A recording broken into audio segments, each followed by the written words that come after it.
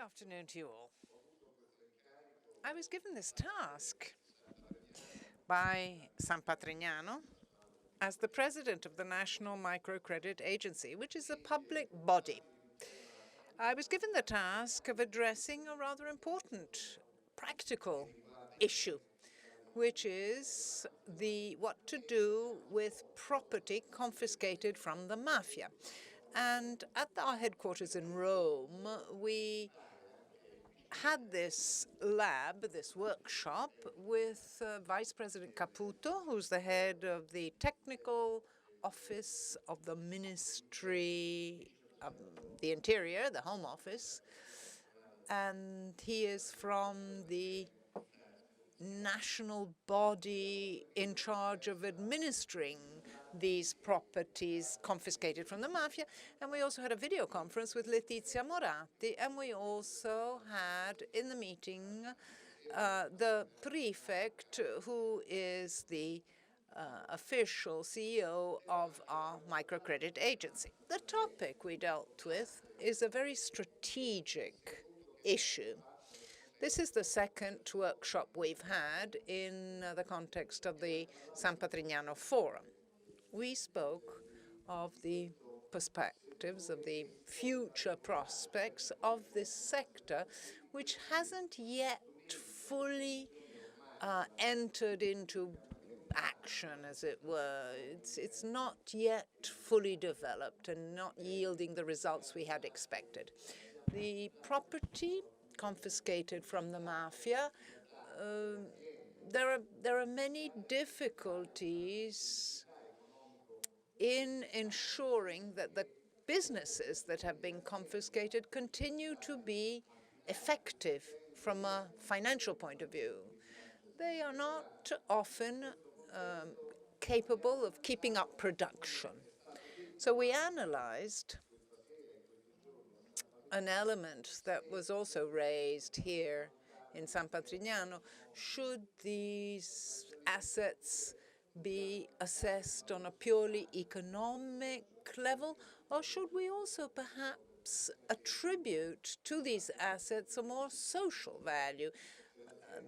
Because the new management that will be administering the company that was confiscated from the mafia, should it be valued only in terms of the actual positive revenue it produces, or does it also have a social value that should be taken into consideration?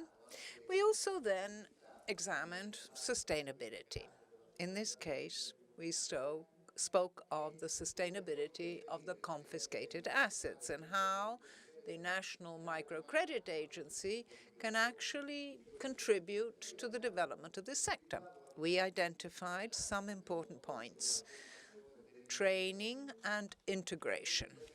With the prefect, head of the agency, we were examining the possibility that perhaps the management of agricultural firms, farms,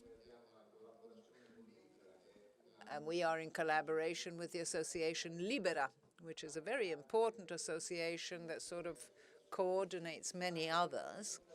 But we have found that there are problems because these young people to whom the confiscated businesses are entrusted for their administration do not possess the skills to elaborate a proper business plan. So we felt that the agency could collaborate in capacity building, in training, in order to provide an employment and a future for various types of young people, including immigrants.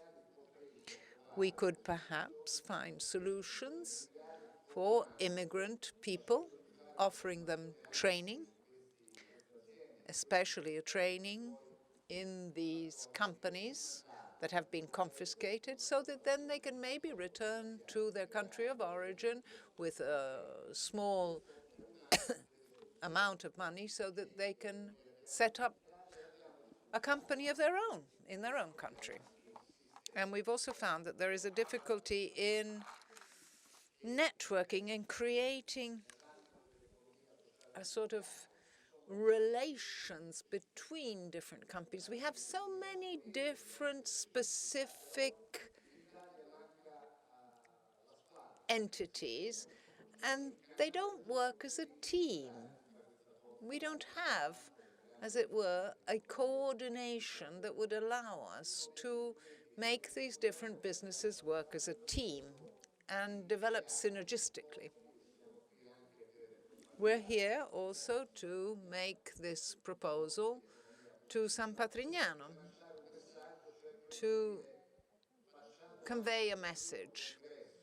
Let's organize the first conference to put together all our assets to create synergy. What would the goals be? To enhance the value of the human capital, putting together all those tools, promote social inclusion and also financial inclusion for people who today are outcasts. So that's what we did in this field. We also evaluated or assessed some technical aspects. In the land estates in Sicily and Calabria and Puglia, many of the properties confiscated from the mafia are not traditionally fertile lands. But there are some cultures, some cultivations that would be suitable crops with a suitable ratio of carbohydrates and proteins to create a new staple food for countries in the global south, which can be, we can experiment with these crops even in areas where there is a scarcity of water, for example. This is a project that we could work on together with entrepreneurs from Mexico who would like to come to Italy because it's closer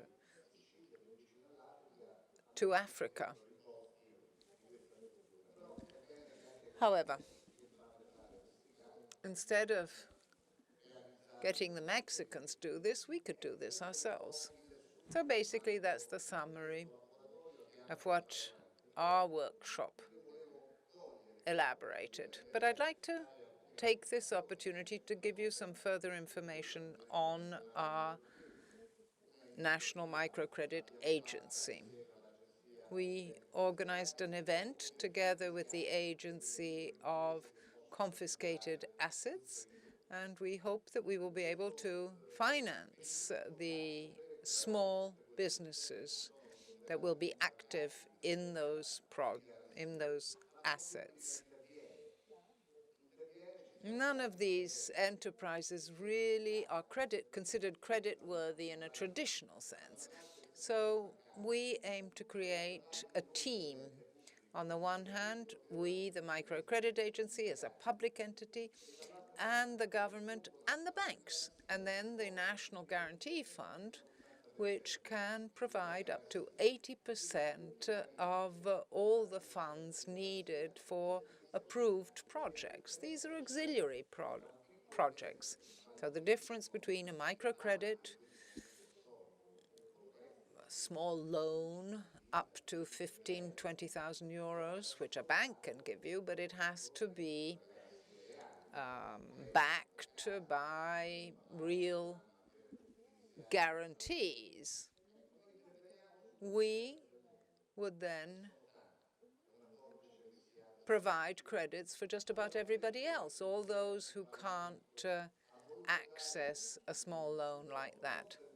The government wants to support us, not simply for an ethical motive, but because it's also in our interest. Because if we provide a job for someone who today is an unemployed person,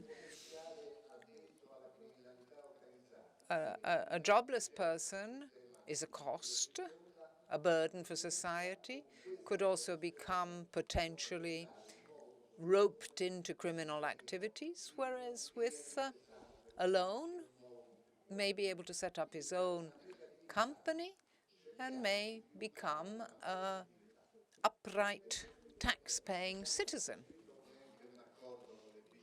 We have signed a protocol with the cooperative banks, BCCs, and with some people's banks.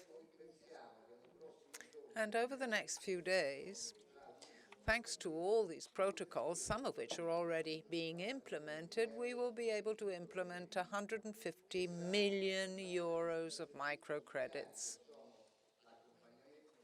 But we will also follow them, monitor the startup enterprise.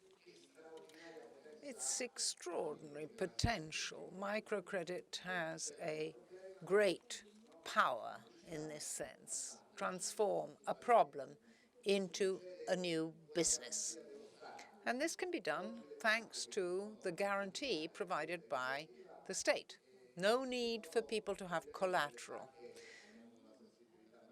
Obviously, some of these banks that collaborate on this project are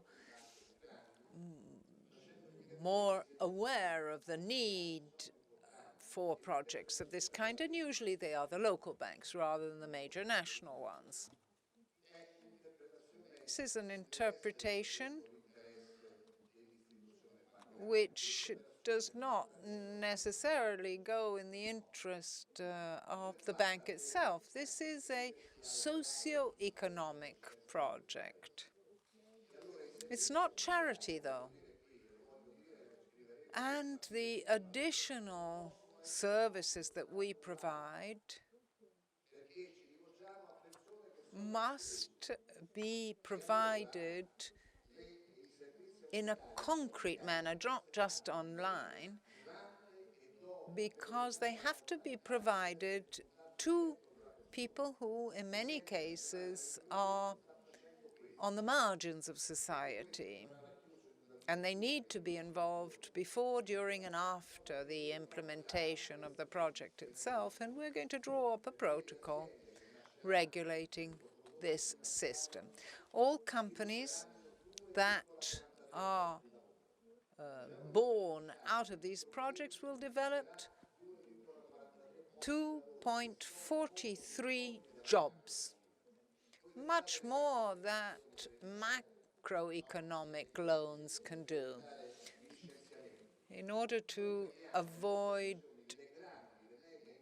redundancies, we pay the big companies to keep people on and not make them redundant.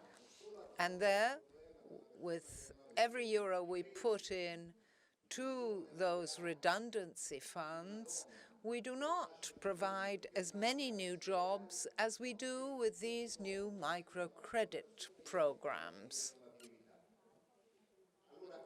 So this must be clear and taken into consideration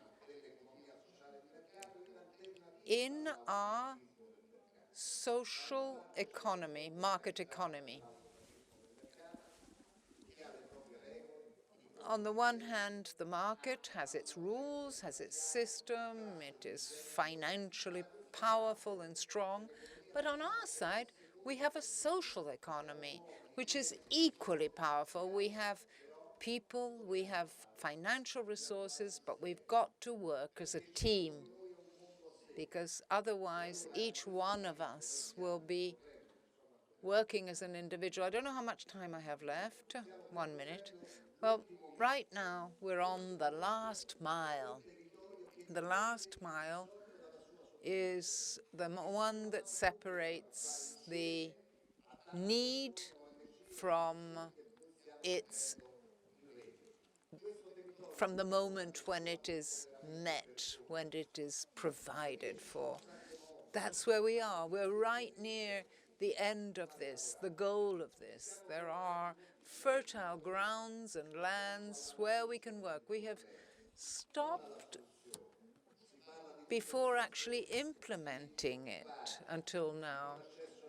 There is a lot of talk of the unemployed, of lack of access to credit and so on, and bureaucracy is hindering most solutions. But now we're there, we've got it, we're on our last mile, and we will be able to work on proper training, targeted training.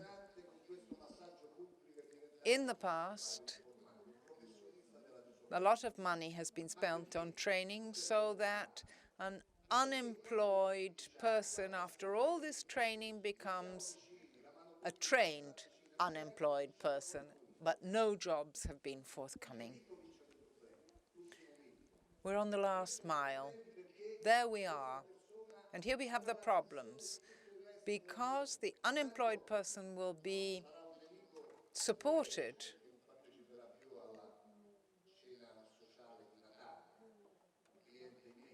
there will be